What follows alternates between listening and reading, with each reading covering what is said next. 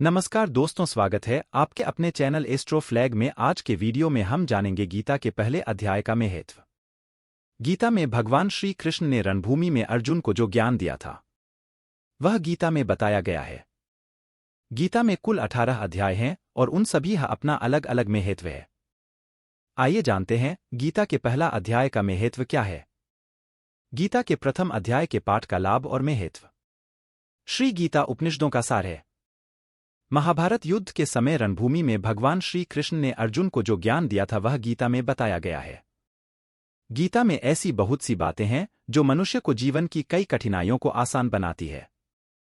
इतना ही नहीं, गीता पढ़ने पर मनुष्य को बहुत सी नई जानकारियां भी मिलती है। साथ ही हर अध्याय के नियमित पाठ का अपना लाभ और महत्व है। भगवान शिव ने देवी पार्वती को गीता के पहले अध्याय के पाठ का महत्व जो बताया है वही यहाँ आपके लिए प्रस्तुत है। लेकिन गीता के पहले अध्याय के महत्व को जानने से पहले जान लीजिए श्रीमद्भगवद्गीता के प्रथम अध्याय की खास बातें। गीता के पहले अध्याय का नाम अर्जुन विषाद योग है। इस अध्याय में कुरुक्षेत्र के मैदान में उपस्थित बंधुओं और संबंधियों को सामने देखकर अर्जुन के मन में उठे विषाद और मनःस्थिति का वर्णन किया गया है, जिसे संजय धृतराष्ट्र को बताते हैं। गीता प्रथम अध्याय का महत्व। एक समय पार्वती जी ने पूछा है, महादेव जी, किस ज्ञान के बल पर संसार के सब लोग आपको शिव कहकर पूजते हैं? मृगछाला ओढ़े और अपने सभी अंगों में शमशान की विभूति लगाएं, गले में सर्प और नर मुंडों की माला पहने हुए हो। इनमें तो कोई भी पवित्र नहीं, फिर आप किस ज्ञान से पवित्र माने जाते हैं? तब महादेव ने उत्तर दिया कि हे प्रिय सुनो, मैं गीता ज्ञान को अपने हृदय में धारण करने से पवित्र माना जाता हूं। इस ज्ञान से मुझे बाहर के कर्म नहीं व्यापते। तब पार्वती जी ने कहा कि हे भगवान, जिस गीता ज्ञान की आप ऐसी स्तुति करते हैं उसके श्रवण करने से कोई कृतार्थ भी हुआ है? महादेव ने उत्तर देते हुए कहा कि इस ज्ञान को सुनकर बहुत से जीव कृतार्थ हुए हैं और आगे भी होंगे। मैं तुम्हें एक पुरातन कथा कहता हूं, तुम सुनो। एक समय पाताल लोक में शेषनाग की शैया पर श्री नारायण जी नैन मूंदकर आनंद में मग्न थे। उस वक्त भगवान के चरण दबाते हुए लक्ष्मी जी ने पूछा, हे प्रभु, निद्रा और आलस्य तो उन पुरुषों को व्यापता है जो जीव तामसी होते हैं, फिर आप तो तीनों गुणों से अतीत हो। आप तो वासुदेव हो, आप जो नेत्र मूंद रहे हों, इससे मुझके बड़ा आश्चर्य है। नारायण जी ने उत्तर देते हुए कहा, हे लक्ष्मी, मुझको निद्रा आलस्य नहीं व्यापता। एक शब्द रूप जो भगवद गीता है उसमें जो ज्ञान है उसके आकार रूप है। यह गीता शब्द रूप अवतार है। इस गीता में यह अंग है, 5 अध्याय मेरे मुख है, 10 अध्याय मेरी भुजा है, 16वां अध्याय मेरा हृदय और मन और मेरा उदर है, 17वां अध्याय मेरी जंघा है, 18वां अध्याय मेरे चरण है। गीता श्लोक ही मेरी नाड़ियां हैं और जो गीता के अक्षर है वो मेरा रोम है। ऐसा मेरा शब्द रूपी जो गीता ज्ञान है उसी के अर्थ मैं हृदय में विचार करता हूं और बहुत आनंद प्राप्त होते हूं। लक्ष्मी जी बोली, है श्री नारायण जी, जब श्री गीता जी का इतना ज्ञान है तो उसको सुनकर कोई जीव कृतार्थ भी हुआ है? सो मुझसे कहो। तब श्री नारायण ने कहा, हे लक्ष्मी, गीता ज्ञान को सुनकर बहुत से जीव कृतार्थ हुए हैं, सो तुम श्रवण करो। एक व्यक्ति था जो चांडालों के कर्म करता था और तेल नमक का व्यापार करता था। उसने एक बकरी पाली। एक दिन वह बकरी चराने के लिए वन में गया और वृक्ष से पत्ते तोड़ने लगा। वहां उसे एक सांप से डंस लिया, जिससे वह तुरंत मर गया।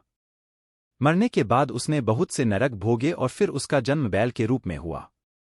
उस बैल को एक भिक्षुक ने मोल लिया। वह भिक्षुक उस पर चढ़कर सारे दिन मांगता फिरे। जो कुछ भिक्षा मांगकर लाता वह उसे अपने परिवार के साथ मिलकर खाता और वो बैल सारी रात द्वार पर खड़ा रहता। उसके खाने पीने का भी कोई ख्याल नहीं करता था और सुबह होते ही बैल पर चढ़कर फिर मांगने निकल जाता। जब बहुत दिन हो गए तो वह बैल भूख से गिर गया, लेकिन उसके प्राण नहीं निकले। नगर के लोगों ने देखा और उस बैल को कोई तीर्थ का फल दे तो कोई व्रत का फल दें, तब भी उस बैल के प्राण नहीं छूटे। एक दिन गणिका आई, उसने लोगों से पूछा, यह कैसी भीड़ है? तो उन्होंने कहा कि इसके प्राण नहीं निकलते, अनेक पुण्यों का फल दे रहे हैं तो भी इसकी मुक्ति नहीं होती। तब गणिका ने कहा कि मैंने जो कर्म किया है उसका फल मैंने इस बैल को दिया है। इतना कहते ही बैल की मुक्ति हो गई। तब बैल ने एक ब्राह्मण के घर जन्म लिया। पिता ने उसका नाम सुशर्मा रखा। उसके पिता ने उसे पढ़ाया लिखाया। उसको अपने पिछले जन्म की सुध थी। उसने एक दिन मन में विचार किया, जिस गणिका ने मुझे बैल की योनि से छुड़ाया था उसका दर्शन करूं। विप्र चलते चलते गणिका के घर गया और कहा, आप मुझे पहचानती हैं?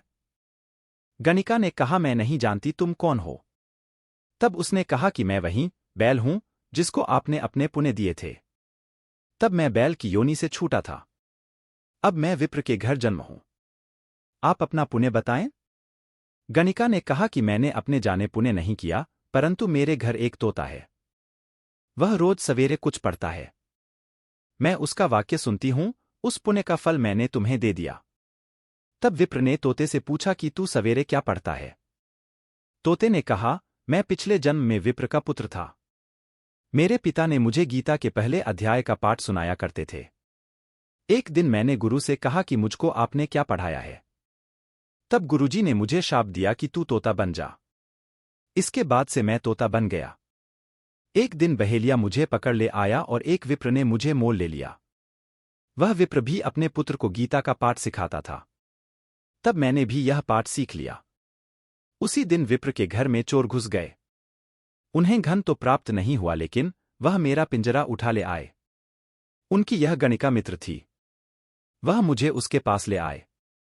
सो मैं नित्य प्रातः गीताजी के पहले अध्याय का पाठ करत हूं, जिसे यह गणिका सुनती है। पर इस गणिका को समझ में नहीं आती। जो मैं पढ़ता हूं वही इस गणिका ने तेरे निमित्त दिया था। वह श्री गीताजी के पहले अध्याय का फल था। तब विप्र ने कहा कि हे तोते, तू भी विप्र है, मेरे आशीर्वाद से तेरा कल्याण हो। सो हे लक्ष्मी। विप्र के इतना कहते ही वह तोता भी मुक्ति को प्राप्त हो गया। तब गणिका ने बुरे कर्म छोड़ भले कर्म ग्रहण किए और नित्य स्नान करके श्री गीताजी के प्रथम अध्याय का पाठ करना शुरू कर दिया, जिससे उसकी भी मुक्ति हो गई। धन्यवाद दोस्तों वीडियो के अंत तक बने रहने के लिए।